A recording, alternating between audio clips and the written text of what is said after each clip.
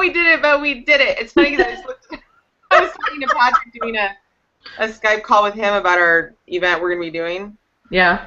And which we have now for October. We are planning. You know what I'm talking about. Anyway, so and he's like, why don't you just look it up on Google and find out how you do it? I was like, why haven't I thought of that yet? So I did, and well, here we are. Anyway, so I was thinking, you want to say a little prayer? Sure. I like praying. Do you want to say it, or do you want me to say it? I'll say it. Okay. Dear God, thank you for this time and this opportunity that I have with Jen right now to be able to talk about the fire, what I've learned, and I ask that it helps and blesses anyone who may need to hear it. And I place it all in front of you, and I thank you for the inspiration and the guidance in the words that we're about to say, and may they be life-giving and healing. And I say all these things in your Son's name. Amen. Amen. Thank you. It was beautiful.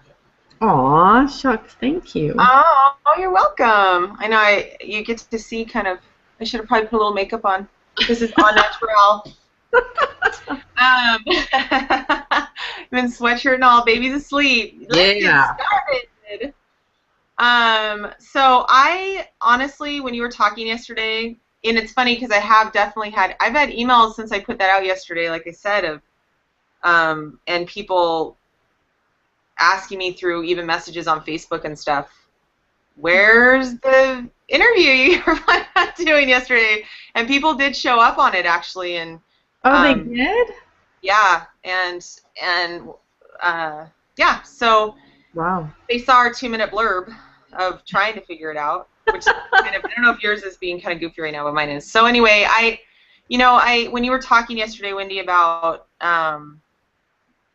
how you were driving into because you were saying you were having a little bit of kind of depression and stuff, a little bit this week, and feeling that for those couple days, and I was thinking, I wonder, really, because of what energy and what's been going on with the fires in all of this area, and now are happening, and I heard even in Sedona there's a big fire, and just the fires that are happening, I wonder if that, just out of empathy even for other people, not that should cause depression, but, it's a heavy, the energy of that. Emotional piece of it. And here you are, so you said that right now that you wanted to write down, all your thoughts this morning and stuff, so I was thinking too, what got me really thinking about this might help even one person that's gone through the fires, is what you said about just driving into your garage and seeing all those boxes. Well, and I think that's this morning as I woke up, that's the thing that I've really been thinking about. It's how we process. Sorry, I've got something in my eye. It's how we process all of these things in our life. And so what what you're referring to is that yesterday when I drove in, I'm looking at all these boxes, and a lot of them, they were things that had barely survived the fire. The biggest thing right now in my head for some reason are my all-clad pots and pans. And I love cooking, just like you do, and so since I moved back into my home after it was rebuilt, I bought cleaner to go clean those pots and pans, and always in the back of my mind I had it that I would clean those pots and pans, and I would have that stuff that I had that I was comfortable with back in my home again. And what I'm realizing is it's almost like the security blanket. It's like a pacifier that it's in, and I had a quote this morning. It came into my head. It was letting go is not the problem. It's the fear of allowing what else there is to be that stops it. And in my brain said when I drove in, I'm like, you know what? I just need to throw those away. I just need to throw them away because they're going to have the smell. And there were melted plastic. The dishwasher melted onto one of them. Um, I mean, there was I mean, just so much, the fumes, you wonder how it changes the consistency of how they'll even cook, because they've been in 1,000 degree or whatever it is of fire. I mean, the cabinets melted on them. How they saved, I don't know. It's just the weirdest things. And Well, so really, actually, do I even want that energy of those pots and not the energy necessarily, but what am I doing holding on to them? yeah, yeah. No, I understand. It's funny because when you're talking, I was thinking about, um, fire burns and it does destroy. I mean, it literally gives an opportunity for new growth. I mean, that's what Mm-hmm. fire does. That's why God, I mean, I know one of the reasons God created it was to have this ability for new growth. And so, So as I'm thinking about the people that are going through their fire right now, mhm. that it brought back that reality of how I know, and you know this, because for months I scoured through this house for any remnant of something that I could find to bring with me. And it was because you just want a piece of that memory or that of your past, of something that you want to hold on to. And I think how symbolic this is for everything that we go through, especially, actually, I'm thinking about people that have lost their homes, that have lost divorces over these last years because of the economy. All of this stuff, it's all of this letting go. And so if I had any advice to give to anybody going through it like I did, it would be just let it go. Let the insurance companies mark it as destroyed so that you can get new and start fresh and try to honor the memory in whatever way you can, but know that it never goes back to what it was. Mm. It never goes back to what it was. It's funny. Something that's been really striking me as I drove to pick up Violet from school on Monday, and she actually called me as she was walking to the street that we meet on. And her school, as I'm driving through these places, the fire literally came up to the very gate of her school, Mm-hmm. and also the fire. Drove through these neighborhoods, and the fire is like right at the house. The houses. I told you this yesterday, but I am like, and there's pictures actually some of our friends' kids have been putting these pictures of, um, thank you to our firefighters for saving our homes. And, Oh, geez. um, I've been thinking for some reason, contemplating those firefighters, and we talked about this a little bit yesterday, but that actually sat, you see even the news of these firefighters are sitting in the back homes of these houses as this fire is coming up, and they're getting ready and prepared to be able to save that home or those homes. And how many homes were saved in these huge fires that happened in San Marcos and Carlsbad and all over the place, Oceanside. And even your home, you said, you have this huge fire, and there's a home, like 6 or 7 feet from you Right. On that was either saved. side. Both these homes were saved, and yet, I guess what I'm saying is, here are these firefighters saving the homes and not sleeping for 36 hours and doing all they can, really, to save these memories of Hmm. these families and their beds, their refrigerator, their pans, their everything. So, as you're saying, letting go, there's such a process, I know for you, that you've gone through with this, Wendy, that you've had to go through to almost maybe even get to that point of letting go. But the ultimate result, like you're saying, is to let go. It really, it, gosh, you're so right. I mean, I don't think that I really emotionally could have let go of the pots and the pans then. Mm-mm. Even though I'd like to give that advice to people. And it's like there's two sides of my brain. There's the analytical, there's the financial part of it, and then there's the emotional and the reality part of it. And the finance part, and that's the part that if you can let it go and there's really nothing left of it or not much left of it, don't try to salvage it. Know that that the money will be there, but you got to let go of the piece of it in order to do that. It's kind of like with beds. I mean, beds are a weird thing, but there again, anything, clothes. I miss my favorite shoes. I still do. I still remember them. But I know that if I tried to keep any of that, I'm carrying it around with me in my garage. I'm carrying it around with me in my garage right now. I mean, I remember going and moving you into your new home, and Brian and I stacking those boxes in your home and smelling the smoke. I mean, it just was so strong, opening some of those boxes and smelling that smoke. And that was another thing we talked about yesterday. I know I've been seeing on Facebook a lot of people, these homes haven't been burned, but there's smoke damage. Actually, one lady is saying she's not been into her home for 2 or 3 weeks still.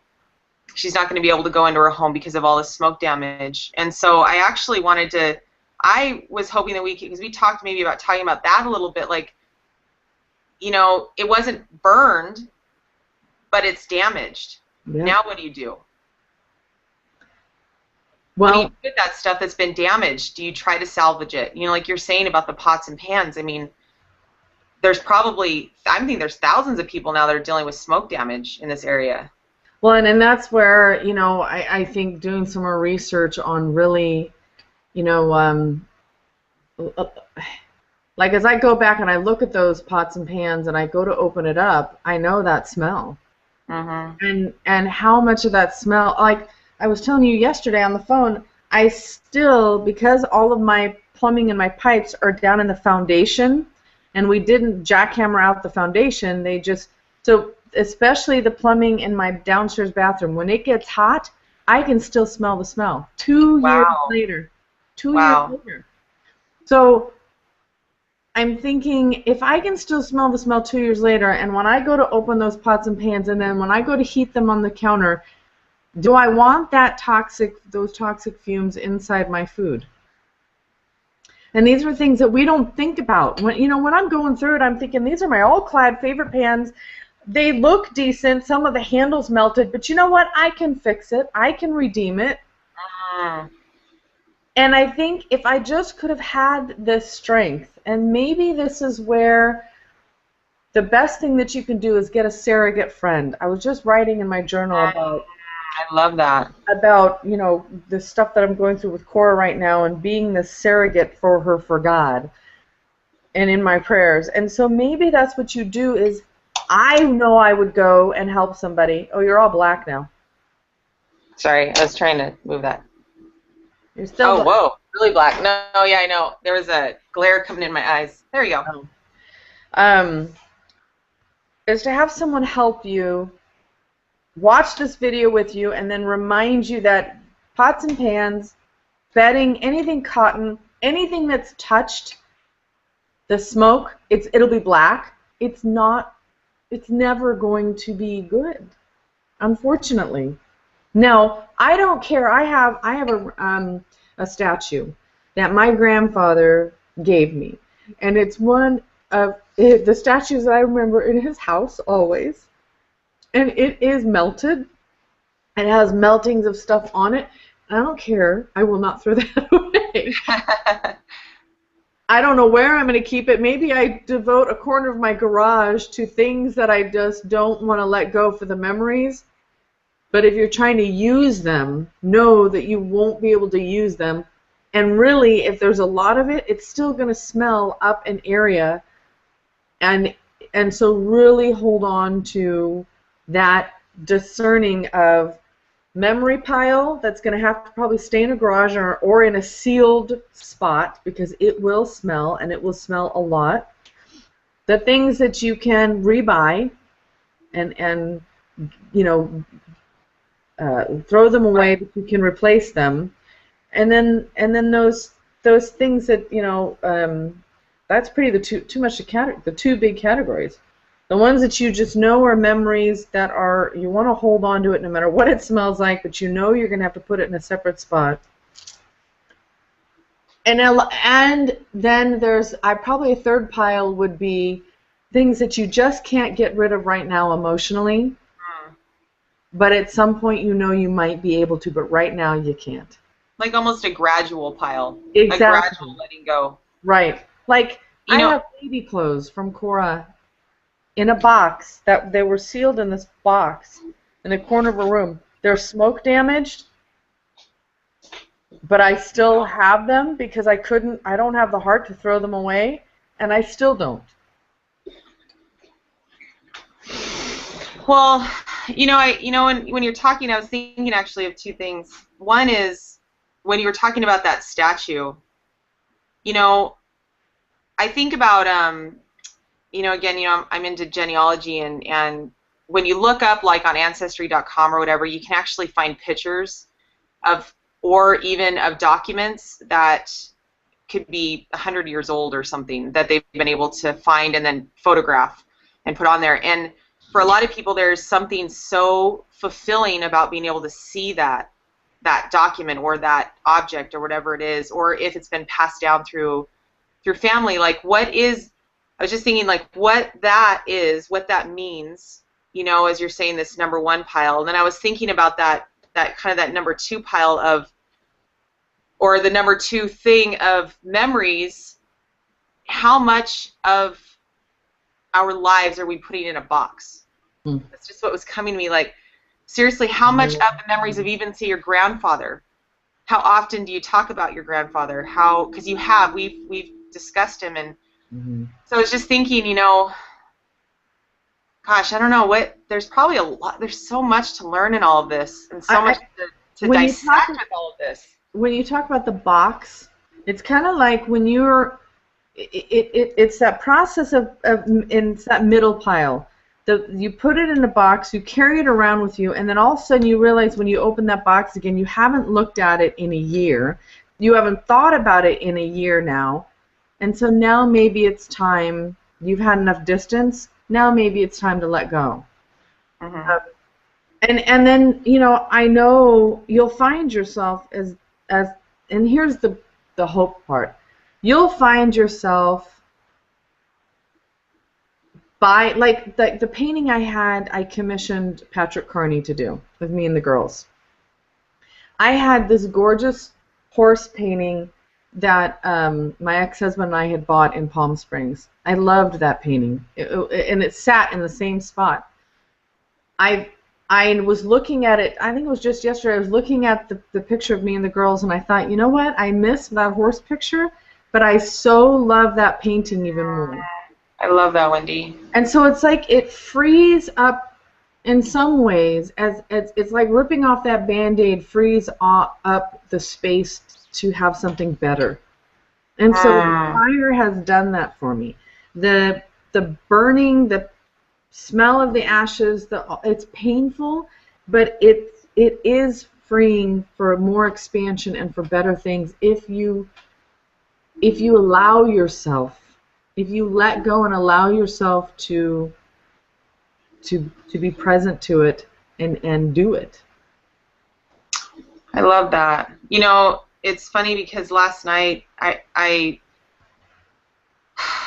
been really contemplating love, and I told you that experience about feeling God's love, and I wrote down some stuff last night and was asking God some questions, and one of the things that came through is exactly similar to what you're saying, and I actually was thinking about Christ and that he died of a broken heart. His heart was actually broken, burst, when he died on the cross, and I was asking God, about love, and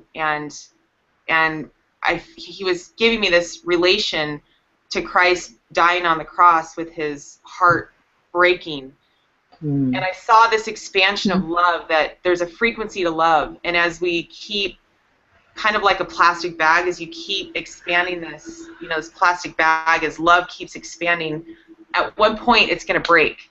The bag has to break in order to create more expansion.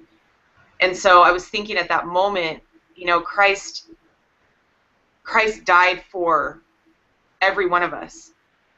And it had, and even when he said, I forgive them for they know not what they do, that love must have been so extreme at that moment. He fulfilled his purpose on the planet. That I was thinking about what you're saying. Here you are with this old picture, old marriage, old memories of love. mm-hmm. And as your life is expanded through the fire, and as you've grown, and as you've done all this stuff, and come with new friendships and new love, your love has expanded so much, Wendy. Here you have this picture of your girls that was saved from the fire, and here it is on your wall. And what must have broken in you in order to even have that on your wall, and to have the value of that means so much more to you. So I love what you're saying, that even these fires, it's God giving us the ability to expand that love if we let it. Yes. It sounds like that's what you, I know that's what you do. Yeah, because that is it. And that's the hope. And that's the redemption. Yeah. That's the, he had to break his heart in order to redeem the humanity. That is what a fire is, and that's what all of these pieces, whenever we have to go through something, it's kind of like, the simplistic piece of, you go work out, you tear muscle in order to build a bigger muscle, and how your body heals that and needs that in order to grow. Isn't that amazing? Sustain itself, that you have to rip yourself in order to grow. And that's, but knowing that there's pieces and stages to it, that you don't have to rip it out. No. I mean, it's kind of like working out. If you tear too much, you tear it, and then you can't heal. Mm-hmm. So the pieces of what I was talking about in your 3 piles, and I think the biggest piece, and I got this morning when I was doing that God journaling, is trust and hope. It's always trusting and staying in your right for abundance, for good things. I mean, I think the hardest part is some of those things I'll never replace, but that doesn't mean it's all lost. Yeah, they're always there. And believing that the way my financial situation worked, I wasn't able to take all the money that the insurance company gave me to buy the personal items. But do you remember, and that's a whole other story that I can get into in my book, but you remember that when I was moving back in, I had like 4 escrow closings that gave me enough funds to be able to buy furniture for the house that I didn't know if I could do. And so again, it's just trusting in God's abundance for us, and knowing that the process, that all is not lost. Know that people, God, whatever, will come and support you in this process. You are not alone. And I think that... Will you do me a favor? Can you move your computer? How? Can you move your computer? Is it plugged in? Yeah, I can move it. I was thinking, would you actually take us on a little tour if you can? I want to... Messy. Will you just... No, even just that picture. Just go, even on the wall, to see a little... To the picture of the girls? Yeah. All right. Let me Without getting us sick, or me sick. First of all, this is the one... What? I said without getting me or us sick. Whoever's watching this. Yeah, I'm going to do that. Okay, so first of all, this is the picture that Priscilla gave to me and just painted. And now it sits back there on the wall that matches. Cora's like, it's almost like the whole entire house. I can't get it all in. But anyway. Oh, you can see. It's good. Can you? Mm-hmm. All right, now I'm going to get you sick as I walk to the living room.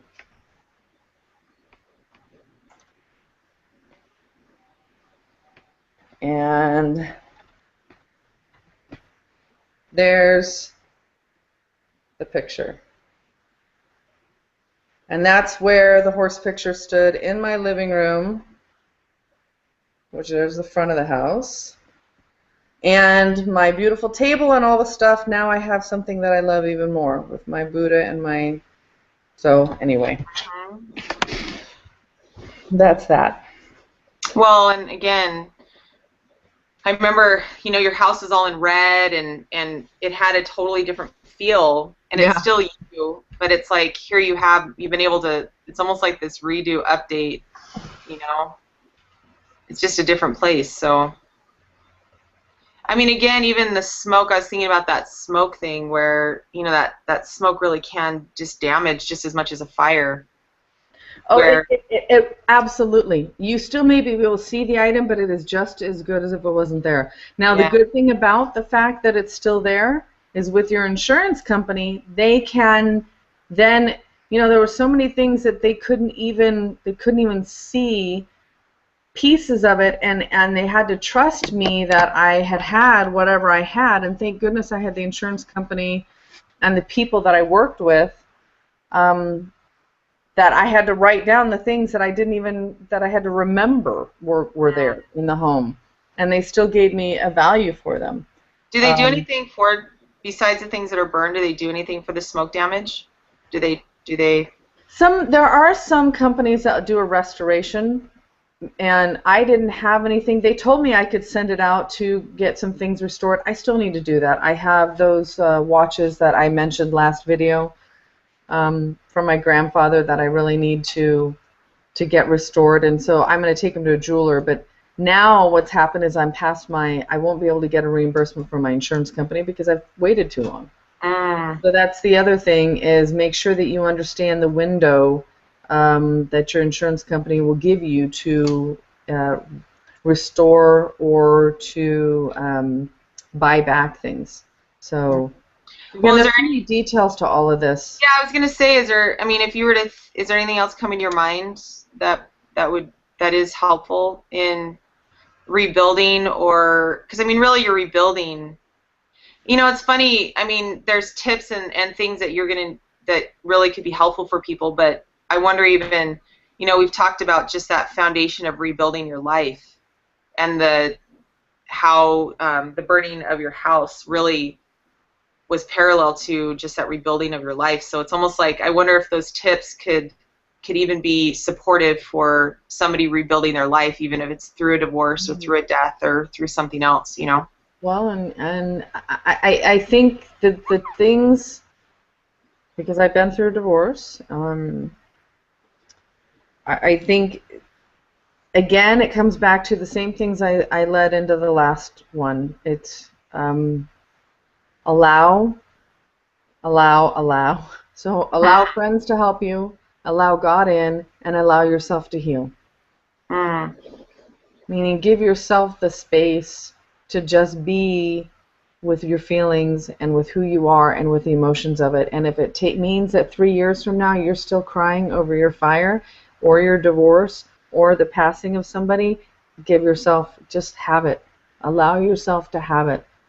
And then allow God to step in every way He can, in any way um, because He's waiting there. It's just for us to allow and trust that He will bring you everything, including friends and support that really want to be there for you.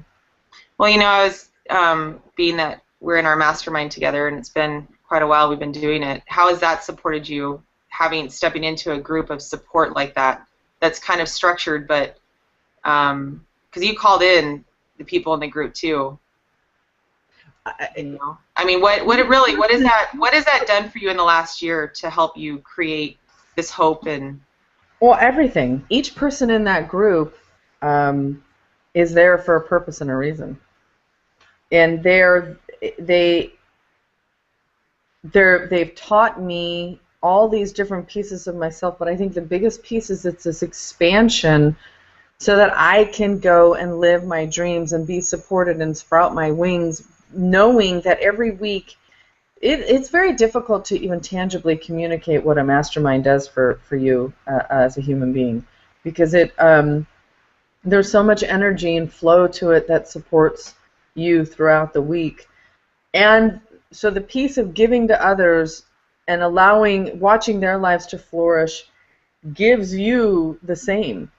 It gives you the same ability to flourish and watch your own life flourish. So it's that giving and receiving that doesn't really have the words to it. And it's allowing, again, it's part of the three-part of what I was just saying, allowing God to show abundance. I've got abundance in these women that show up every week for me, to allow me just to be me in a space that I can allow myself to heal and to cry when I need to and to be who I'm supposed to be. Um, there's no other place in this world that I have like that. None. None. Yeah, what's coming to my mind is those support systems that really are needed in our lives when, because tragedy is going to come Yep. for everybody. It just is. It's part of life, and it's part of our human experience. And so you talked about your family in your last interview. You talked about your dad supporting you and him bringing pillows and things to your house, and your mom support and your daughter's support and their kind and loving words and of hope and moving forward. And here now you have a man in your life that's supporting you. You have this group of women who you've stepped into and supported, have support from, and are supporting also.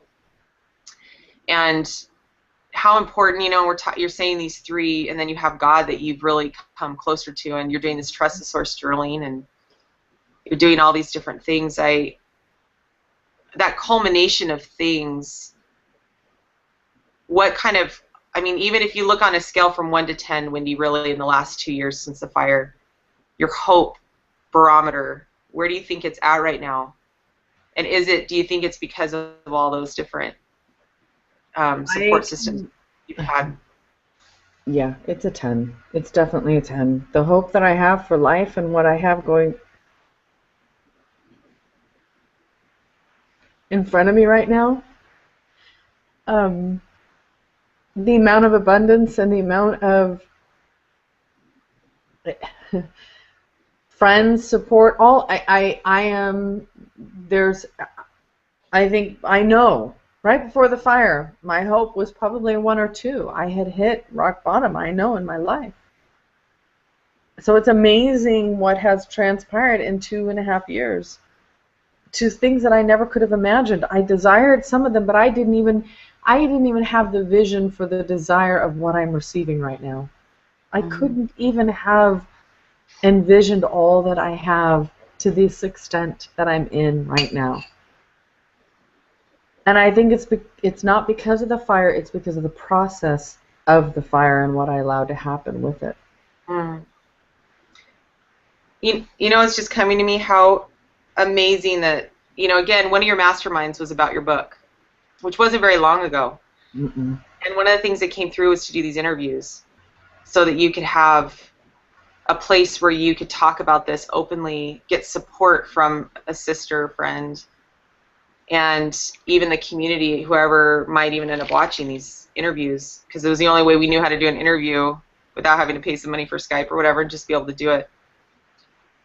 So I was just thinking, here's this opportunity to even create this space of a book through these weekly interviews that we're doing, and how powerful this. I was thinking that this might even be so powerful for other people to realize that the process of even sharing their stories doesn't have to look like this cookie cutter way. Mm-hmm. You know what I mean? Like, this is a really different way of creating your content for your book. Mm-hmm. And to see what's going to come out of this is pretty stinking cool. I'm just sitting here. It's part of the expansion. It's part of the expansion process and allowing. You've offered to do this because of our love for one another. You and I had to be strong enough and strong enough and vulnerable enough to receive your gift in doing this. And also your ability to want to, because a year ago this couldn't have happened. No, I mean, not only were either one of us, but I mean, really, you were. Again, it's about timing, right? So here you've been literally putting one foot in front of the other. You have not stopped. And you are an example of constant, diligent progression, Wendy. I mean, you really are. And that's why you have hope of a 10. I know that. Thank you. You're welcome. Well, I think that's good, don't you? Yep. Are you complete? I am. Plus, I have a 12 o'clock I got to get to. Cool. I think it's about half an hour, so it was awesome. I'm so glad we got to do this, and I'll put it up and love you. And hope that people are going to watch this. It'd be cool. I hope they get some little smidgen of something from it. That will support them in their life. That is my desire and intention for all of these things that I'm doing, is to help. So, yeah. I love you, girlie. Thank you very much. I love you too. Have fun on your call. Talk Bye. to you. Bye.